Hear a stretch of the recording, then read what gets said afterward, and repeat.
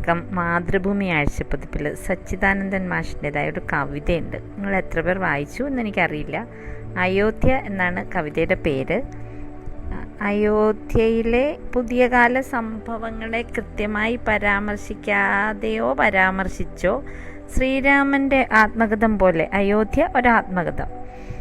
ഒന്ന് രണ്ട് ലൈനുകൾ ഞാൻ വായിക്കാം. ഇനി അവർ പൗർവകാശത്തിന് പ്രശ്നം ഉണ്ടാക്കാതിരിക്കുന്ന നല്ല കവിത കേട്ടോ. അടുത്തിടെ ഞാൻ വായിച്ചിട്ടുള്ളത്, എനിക്ക് ഒരുപാട് ഇഷ്ടപ്പെട്ട ഒരു കവിതയാണത്. കുറച്ച് അദ്ദേഹം പറയുന്നത്, ശ്രീരാമൻ ഇരുന്ന് ചിന്തിക്കുകയാണ്, കരുണ തോൽക്കയാൽ അയോധ്യയല്ലാത്തൊരയോധ്യയിൽ ആരോ എനിക്കായി തീർത്ത സ്വർണ്ണഗേഹത്തിലിരിക്കുമ്പോൾ അദ്ദേഹം ഓർക്കുമായിരുന്നു, യഥാർത്ഥത്തിൽ എനിക്ക് എന്താണ് ഇഷ്ടമെന്ന്. അതിൻ്റെ ഒരു വർണ്ണനയുണ്ട്, ഭയങ്കര രസമായിട്ട് വർണ്ണിച്ചിട്ടുണ്ട്. എനിക്കേറെ പ്രിയം വനവിജനത മതി വാകത്തണൽ അവിടെ ചിന്നിയ ചുവന്ന പൂക്കളും അരികിൽ സീതയും പലരാഗം പാടും കിളികളും കാറ്റിൽ കറുപ്പും പച്ചയും കടുത്ത നീലയും കലർത്തും കേകയാൽ മഴ പെയ്യിക്കുന്ന മയിലും ജാനകിയുടെ മടിത്തട്ടിൽ ഇവൻ കിടക്കുമ്പോൾ അസൂയ പൂണ്ട പോൽ മിഴിയാൽ ഞങ്ങളെ ഒഴിഞ്ഞിളം പുല്ലിൽ മൃദുലമായി താടിയുരയ്ക്കും മാനുകൾ. ഇത്ര മനോഹരമായ ചിത്രമല്ലേ? ആ ചിത്രം കാണുമ്പോഴത്തേക്ക് നമുക്കറിയാം ശ്രീരാമചന്ദ്രൻ, അത് രാമായണം വായിക്കുകയോ ആ കൺസെപ്റ്റിനെ കുറിച്ച് ചിന്തിക്കുകയോ ചെയ്യുന്ന എല്ലാവർക്കും അറിയാം, ധർമ്മത്തെയും സത്യത്തെയും സനാതനധർമ്മത്തിൽ ഉറച്ചു നിൽക്കുന്ന ജീവിതശൈലിയെയും അതിനെയെല്ലാം ഉയർത്തിപ്പിടിക്കാനായിട്ട് വ്യക്തി ജീവിതം എന്നൊരു കാര്യമുണ്ടെങ്കിൽ അതിനെ വേണ്ടെന്ന് വെച്ചാൽ അതിനുവേണ്ടി മാത്രം നിലകൊണ്ട ഒരു തത്വചിന്ത തന്നെയാണ് രാമൻ എന്നത്.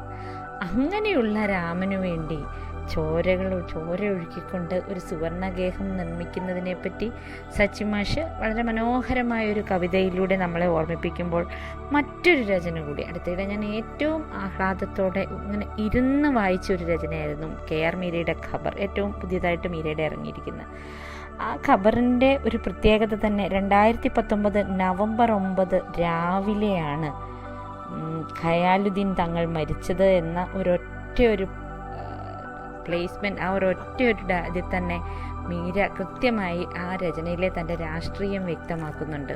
അയോധ്യ തന്നെയാണ് തൻ്റെയും സബ്ജക്റ്റ് എന്നത്. പക്ഷേ അതിൽ അങ്ങനെ നോക്കാതെ തന്നെ ആ രചന ഇതേപോലെ ഇപ്പോൾ അതിലെ രാഷ്ട്രീയവും നമ്മൾ കണക്കാക്കുമ്പോൾ തന്നെ അല്ലെങ്കിൽ കണക്കാക്കാത്തപ്പോഴും അത് മനോഹരമായ ഒരു രചനയായി തീരുന്നു എന്നതാണ് അതിൻ്റെ ഒരു പ്രത്യേകത. മീരയോട് ഞാൻ സംസാരിക്കുകയുണ്ടായി. 2 ആഴ്ചത്തെ കഠിന പരിശ്രമം കൊണ്ട്, അതായത് പെട്ടെന്ന് രചിക്കേണ്ടി വന്നതായിരുന്നു എന്ന് മീര പറയുമ്പോൾ നമുക്ക് ഒരു കാര്യം വ്യക്തമാണ്. പണ്ട് മീരയുടെ രചനയെപ്പറ്റി തന്നെ പറഞ്ഞിട്ടുള്ളൊരു കാര്യമുണ്ട്. പണ്ട് തന്നെ മീര ഇതിൻ്റെയൊക്കെ ഒരു ചെറിയ പ്രോട്ടോടൈപ്സ് ഉണ്ടാക്കി വയ്ക്കാറുണ്ട്.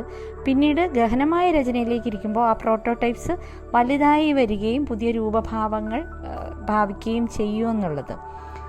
ഇത് യഥാർത്ഥത്തിൽ നമുക്ക് ഈ അയോധ്യ അത് സംബന്ധിച്ച രാഷ്ട്രീയമൊക്കെയായി വ്യാഖ്യാനിക്കാതെ ഒക്കെ ഇരുന്നാൽ പോലും ഇതിനെ ഒരു പ്രത്യേക വിഭ്രാന്തിയിലകപ്പെടുന്ന രീതിയിൽ പോകുന്ന ഒരു പ്രണയകഥയായി പോലും വായിക്കാവുന്നതേ ഉള്ളൂ. 21-ാം നൂറ്റാണ്ടിനെ മതിഭ്രമത്തിൻ്റെ യുഗം എന്നാണ് പറയേണ്ടത് എന്ന് ഈ രചനയ്ക്ക് ആമുഖം എഴുതിയ MK സാനുമാഷ് പറഞ്ഞിട്ടുമുണ്ട്. ഇതിലെ കുറേ കാര്യങ്ങൾ നമ്മൾ വീണ്ടും ഓർക്കും. അതായത് അതിലെ ഖയാലുദ്ദീൻ തങ്ങൾ വളരെ ധനികനാണ്, എല്ലാവരും ആദരിക്കുന്നവനാണ്, ആഠ്യനാണ്, സർവോപരി പുരുഷനാണ് എന്ന നായികയായ ഭാവന ഓർമ്മിപ്പിക്കുമ്പോൾ ആ ഖയാലുദ്ദീൻ തങ്ങൾ പറയുന്ന ഒരൊറ്റ മറുപടി അത് കാലങ്ങൾ കഴിഞ്ഞാലും നിങ്ങളുടെയും എൻ്റെയും മനസ്സിൽ തോന്നും. അതിങ്ങനെയായിരുന്നു. ആദരവ് കിട്ടുന്നതിനെക്കുറിച്ചാണ് ഇവർ തമ്മിൽ സംസാരിക്കുന്നത്. അപ്പോൾ ഭാവന ചോദിക്കുന്നുണ്ട്, നിങ്ങൾക്ക് എപ്പോഴും ആദരവ് കിട്ടുന്നുണ്ടല്ലോ എന്ന മട്ടിൽ സംസാരിക്കുമ്പോൾ അദ്ദേഹം പറയുന്നൊരു മറുപടിയാണ്, അത് നിങ്ങൾ കാണുന്ന ആ ധനികൻ, ആഠ്യൻ, സർവോപരി പുരുഷനൊക്കെ അത് പുറമേയുള്ള ഞാനാണ്. യഥാർത്ഥത്തിൽ ഞാൻ അതൊന്നുമല്ല. ഒരു കലാപം അനുഭവിച്ചവനാണ്. വലിയൊരു ജനക്കൂട്ടം തുണി പിടിച്ചഴിച്ച് നിങ്ങളുടെ ജനനേന്ദ്രിയം നോക്കി നിങ്ങൾ ആരാണെന്ന് നോക്കുന്ന ഒരു നിമിഷമുണ്ട്. അതനുഭവിച്ച ഒരുത്തനും ഹിന്ദു ആകട്ടെ മുസ്ലിം ആകട്ടെ ഒരാളായി തുടരുകയില്ല. വല്ലാത്ത ഒരു ആഞ്ഞിറങ്ങുന്ന കഠാരി പോലെയുള്ള ഒരു വാചകമല്ലേ അത്? വായന എന്ന് പറയുന്നത് അത് ഇത്തരം കാൽപ്പനിക രചനകൾ വായിക്കുക എന്നത് എങ്ങനെയാണ് സയൻറ്റിഫിക് രചനകൾ വായിച്ച് നമുക്ക് ധാരാളം അറിവുണ്ടാകും എന്ന കൺസെപ്റ്റിനേക്കാൾ നമ്മളുടെ EQ എന്നത് വികസിക്കാനായിട്ട് എങ്ങനെയാണ് വായന നമ്മളെ സഹായിക്കുന്നത് എന്നതിന് എപ്പോഴെങ്കിലും നിങ്ങൾക്ക് സംശയം തോന്നുന്നുണ്ടെങ്കിൽ സുഹൃത്തെ, ഈ 2 രചനകൾ മാത്രമെങ്കിലും ഒന്ന് വായിച്ചു നോക്കൂ. നിങ്ങളുടെ ചിന്താഗതിയിൽ ഉണ്ടാകുന്ന മാറ്റങ്ങൾ അത് ഏത് തരത്തിലുമാകാം, പക്ഷേ നിങ്ങളെ ഇത്തരം രചനകൾ ചിന്തിപ്പിക്കുക തന്നെ ചെയ്യും. ശുഭരാത്രി നേരത്തോളം, ഒരുപക്ഷെ നാളെ പുലർച്ചെയും ഒക്കെ ചിന്തിക്കാൻ ഏറെ വിഭവങ്ങൾ ഒരുക്കുന്ന ഒരു വിരുന്ന് തന്നെയാണ് ഇത്തരം വായനകൾ. അപ്പോൾ നാളെയും വായനയിലേക്ക് കടങ്ങാം. ശുഭരാത്രി.